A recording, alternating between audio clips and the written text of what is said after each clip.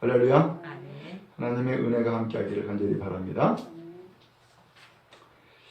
예수를 필요로 하는 사람이 있고 예수를 필요치 않아 하는 사람이 있습니다. 오늘 여러분들은 어디에 속하죠? 예수를 필요로 하는 사람인 줄로 믿습니다. 그러므로 예수를 필요로 하는 오늘 신령들에게 예수님 찾아오시고 예수님이 오늘 우리를 이끌어 주시고 은혜를 더해 주시기를 간절히 바랍니다.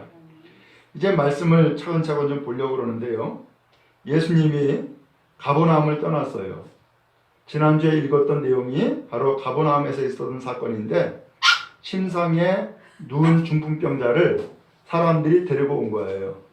그렇게 해가지고서 이 예수님께서 중풍병자를 고치죠. 그리고서 예수님이 이 가버나움을 떠났어요.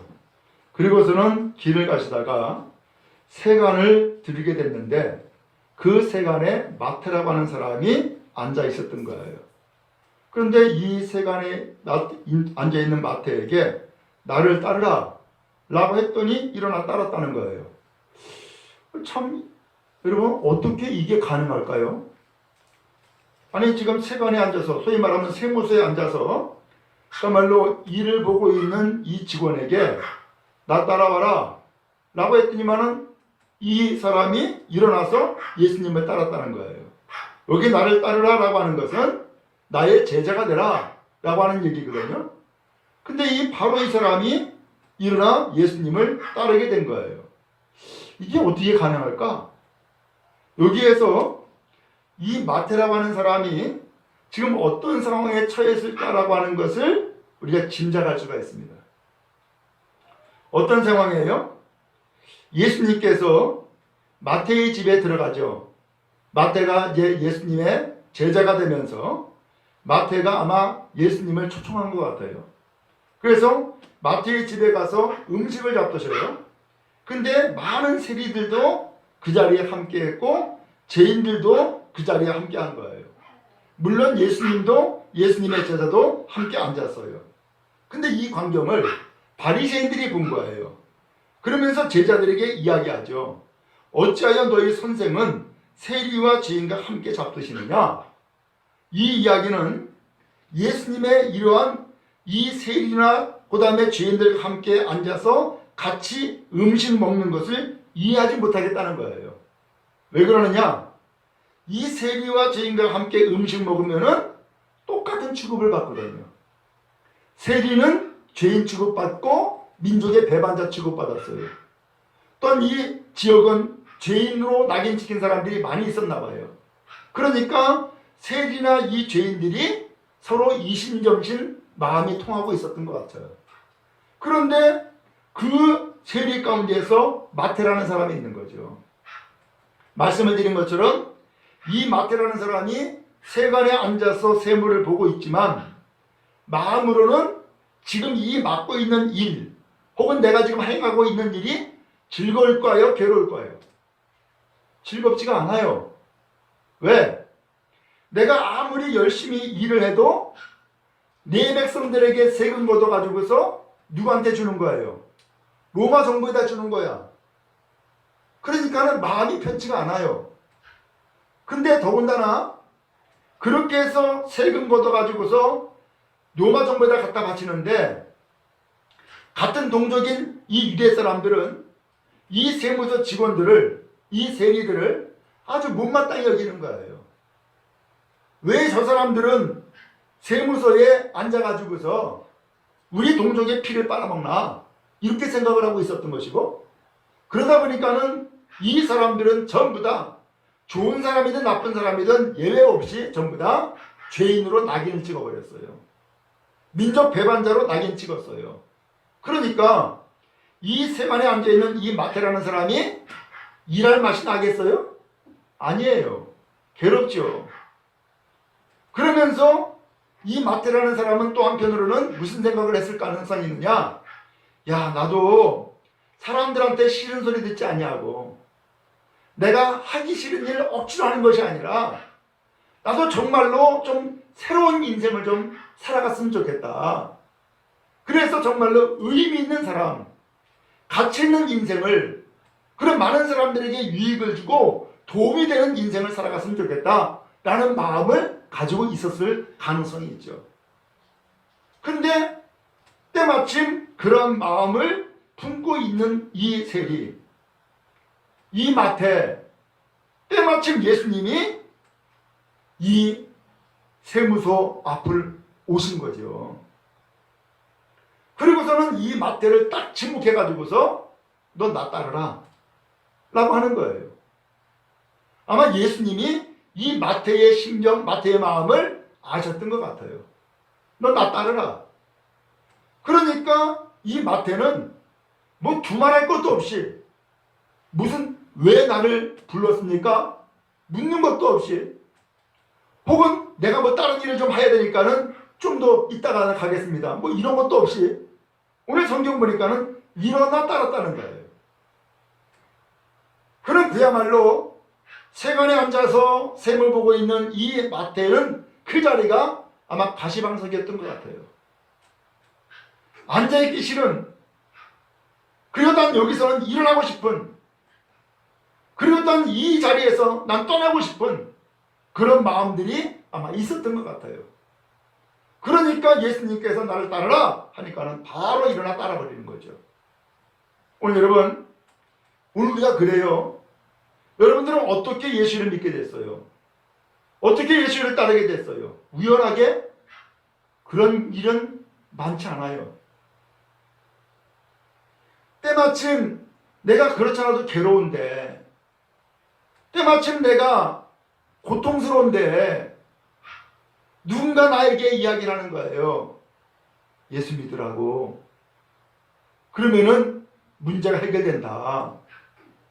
혹은 교회 다녀라. 그러면은 평안해져. 뭐 이런 이야기를 통하여서 누군가 나에게 권면하니까, 그렇잖아도 나에게 문제를 가지고 있고 이 문제를 해결했으면 좋겠는데 예수 믿으면 된다니까. 그렇게 해서 예수 믿는 경우 많잖아요. 저희 아버님도 그랬어요. 저희 아버님도 술을 많이 잡섰어요. 그래서 위에 빵꾸가 났대. 구멍이 났다는 거죠. 3군데 구멍 났대요. 그래서 날마다 집에서 피토하고 그랬어요. 그러면 핏덩어리가 그냥 막 쏟아져 나왔어요. 병원에 갔어요. 그랬더니 그 병원에서 이거 수술 못한다고, 그냥 집에 가서 잘 먹으라고. 그럼 무슨 소리예요? 이제는 고칠 수 없다는 거죠. 죽는 날만 기다릴 수밖에 없다는 거죠. 그러니까 의사도 손 못 대고 그냥 가라는 거예요. 이제 완전히 막바지예요. 근데 때마침 옆집에서 예수 믿으라는 거예요. 그렇지 않아도 아무것도 할 수 있는 것도 없고 희망도 없는데 예수 믿으라는 거예요. 그래가지고서 그 동네에 마침 날마다 모이는 제단이라고 있었어요. 그 제단에서부터 나갔다니까. 그래서 예수를 믿게 된 거예요. 그래서 놀랍게도 그 예수를 믿는 가운데에 이 병이 치료받았어요. 그리고서는 깨끗하게 치료함을 받고 신앙생활을 할 수 있게 되었던 거예요. 여러분, 사람마다 그런 의미에서 예수 믿고 교회 나오게 되는 각각의 동기들이 있단 말이에요. 그 동기들을 예수님께서 때마침 나에게 찾아오시고 나를 부르시는 거예요. 오늘도 예수님께서 이 마태라는 사람을 부르시는데 그냥 우연하게 부르시는 것이 아니라 나에게 정말로 예수가 필요하니까, 정말로 예수님을 따라야 되는 상황이니까 예수께서 이 사람을 알고 찾아가시고 부르신 거죠. 여러분, 그런 의미에서 여러분이 예수를 믿게 된 그 모든 믿음도 우연이 아니라 하나님의 계획과 섭리가 담겨있는 믿음의 백성인 줄로 믿습니다. 그러므로 주님 잘 따르시고 또한 주님을 온전히 따름으로 진정 예수 제자들은 믿음의 사람, 또한 승리하는 주의 백성 다 되어지기를 간절히 바랍니다. 이 마태는 예수님을 따르면서 예수님에게 뭘 대접하고 싶으니까 집으로 초청한 거죠. 그래서 음식을 차려놓고 예수님을 초청하게 된 거예요. 근데 세리들도 왔고 죄인들도 왔어요. 예수님도 오셨고 제자들도 함께 앉았다는 거예요. 지금 예수님은 어디에 계신 거예요? 세리들, 죄인들, 이 사람들과 함께 앉았다라고 표현을 했어요. 오늘 이분이 예수님이세요. 지금 예수님은 누구와 함께 앉았어요? 죄인들과 함께 앉았어요. 죄인과 같이 된 거예요. 민족 배반자라고 낙인치킨 사람들과 함께 앉은 거예요. 예수님은 그 많은 사람들에게 죄인으로 낙인치키고 또 낙인치킨 사람들과 함께 음식을 먹음으로써 똑같은 대우, 똑같은 취급을 받게 되어진 거예요. 왜 그랬어요? 오늘 이 사람들에게는 예수가 필요한 사람들이었기 때문에 그래요. 여러분, 많은 것을 가지고 있고 아무런 근심과 걱정이 없고 등 따뜻고 또 배부른 사람 예수 필요치 않아요. 왜 내가 예수 믿어야 돼? 내가 왜 교회를 다녀야 돼? 난 필요 없어. 라는 생각을 해요. 그런데 오늘 안타깝게도 죄인 취급받거나 혹은 가난하거나 혹은 병들었거나 혹은 영생에 대한 간절한 소망이 있거나 오늘 이러한 사람들에게는 누가 필요해요? 예수가 필요하단 말이죠. 예수가. 오늘 그런 의미에서 예수가 필요하다고 하는 것은 또 다른 편으로는 구원이 필요한 사람인 거예요. 오늘 여러분은 무엇이 필요합니까? 오늘 예수를 필요로 하고 또 구원을 필요로 하는 주의 백성 되어지기를 간절히 바랍니다. 내 힘으로는 안 되는 것을 체험했어요. 내 능력으로는 안 되는 것을 알았어요. 내 계획으로는 이루지 못하는 것을 알았어요. 나에게 뭐가 필요해요? 나에게 이제는 구원이 필요해요. 이제는 예수가 필요하단 말이죠. 이제는 은혜가 필요한 거예요. 오늘 이 사람들이 그런 사람들이었어요. 이 사람들에게 예수님은 함께 계셨어요. 똑같은 취급을 받아도 그 사람에게 예수가 필요로 하니까 예수님이 함께 앉으신 거예요. 오늘 여러분이 예수를 필요로 할 때에 예수께서 여러분과 함께 하시는 것을 믿으시기 바랍니다.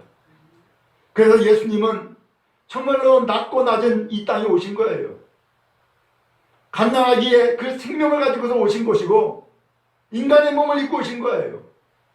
그래서 예수님은 우리가 성경을 통해서 배웠듯이 눈물을 흘렸고요, 배고파했고요, 피곤했고요, 그러면서 인간의 모든 감정들을 다 가지고 있었어요. 그런 우리 사람들에게 예수님은 오셔가지고서 우리와 똑같이 되어진 거예요. 오늘 예수님은 바로 그런 분이에요. 그 예수님, 오늘 우리와 함께하는 것을 믿으시고 그 예수님을 기뻐하는 여러분 다 될 수 있기를 간절히 바랍니다. 한편 바리새인들은 이것을 보고서 예수 제자들에게 묻지요. 너희 어찌하여 너희 선생은 세리와 죄인과 함께 음식 먹냐? 라고 물어본 거예요.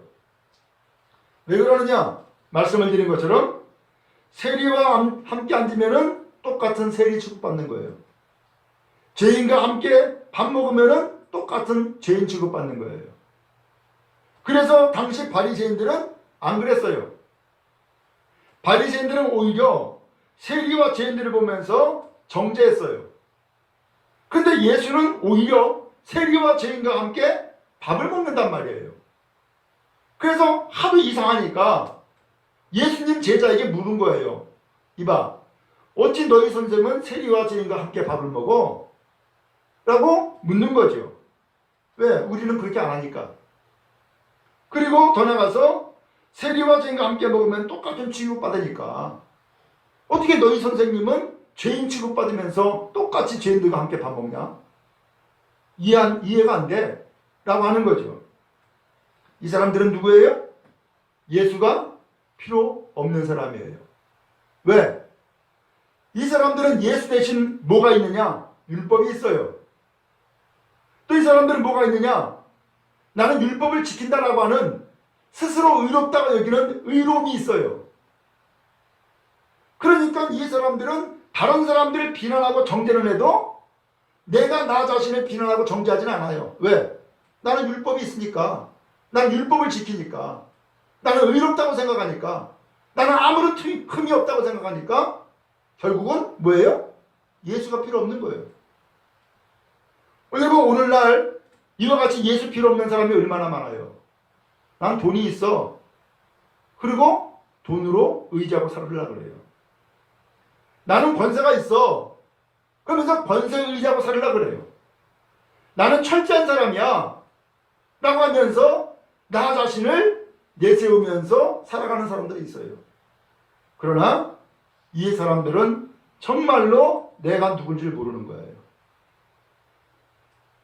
자기 스스로가 의롭다고 생각을 해요. 착각이에요. 자기는 성공했다고 생각을 해요. 자기는 확실한 길을 가고 있다고 생각을 해요. 착각이에요. 오늘 진정 이 사람들은 나는 죄인이기 때문에 내 죄에서 구원받아야 될 그러한 소망이 있어야 구원받아야 될 사람이라고 하는 의식이 전혀 없는 거예요. 그러니까 예수가 필요 없죠. 여러분, 우리는 예수 필요 없는 사람이 아니라 예수가 필요한 사람인 줄로 믿습니다. 나 자신을 불쌍히 여기세요.